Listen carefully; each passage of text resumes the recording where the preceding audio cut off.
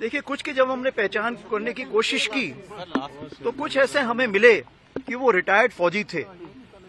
जहां तक यहाँ पर जो अभी ऑपरेशंस चल रहे हैं, पाकिस्तान की कोशिश होती है क्योंकि यहाँ पर लोकल रिक्रूट्स नहीं हैं और वो फॉरेन टेररिस्ट लाके यहाँ पे कार्रवाई करना चाहते हैं, तो इसलिए हमारी कोशिश यही है कि जितने भी फॉरेन टेररिस्ट हैं उनका खत्म होमियो फोर्स के जवान और 9 पैरा के जवानों ने मिलकर ये जो कार्रवाई की है, इसमें तो शहादत तो हुई है, लेकिन हमने 2 खूंखार आतंकवादियों का खात्मा किया है। इन आतंकवादियों ने डांगरी में या कांडी में या राजौरी टीसीपी में निहत्थे सिविलियंस की हत्या की थी और इसलिए इनका खात्मा करना बहुत जरूरी था। इनकी ट्रेनिंग कई देशों में हो सकता है हुई हो, पाकिस्तान, अफगानिस्तान हो सकता है वहां भी इनकी ट्रेनिंग हुई हो, और ये काफी ट्रेंड फॉरेन टेररिस्ट थे और इसलिए इनको खत्म करने में थोड़ा वक्त लगा, लेकिन हमारे बहादुर जवानों ने प्राणों की चिंता न करते हुए भी ये सराहनीय कार्य किया। जहां तक संजय बिष्ट का सवाल है, उनको 18 तारीख को बुद्धल में मैंने खुद एक तमगा लगाया था, यानी कमेंडेशन कार्ड लगाया था, और उनको मैंने पूछा था आगे आप क्या कार्रवाई करेंगे, तो उन्होंने मुझे वादा किया था कि 7 दिन के अंदर ही साहब मैं आपको कुछ करके दिखाऊंगा, और उन्होंने वीरता के साथ अपनी प्राणों की कुर्बानी यहां पर दी।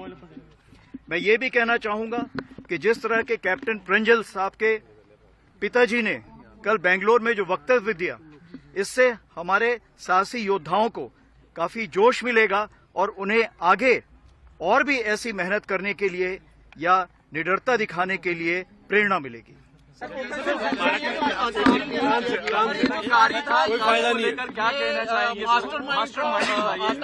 ओके, आप बताइए, पूछिए। हाँ, पूछिए। पुंछ राजौरी में जो आतंकवाद को फिर से फैलाने में क्या ये मास्टरमाइंड था कार्य और इसको मार के एक बहुत बड़ी कामयाबी है? एक सेटबैक है पाकिस्तान को। देखिए, ये एक मेजर सेटबैक है क्योंकि जो इकोसिस्टम यहाँ एग्जिस्ट कर रहा था उसको ये एक ताना बाना बुन के साथ में लाना चाह रहे थे।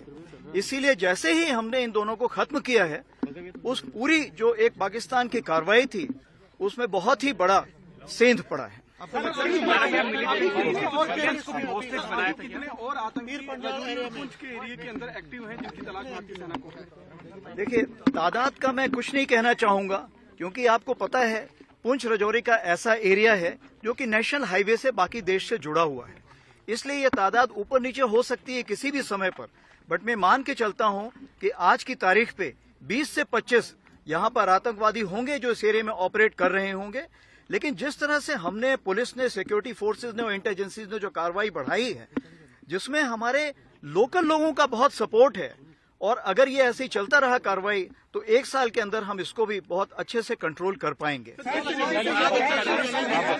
पॉलिटिकल प्रोसेस भी अब लोकसभा इलेक्शन से उससे पहले पाकिस्तान ज्यादा से ज्यादा यहाँ पे खून खराबा करने की कोशिश करेगा?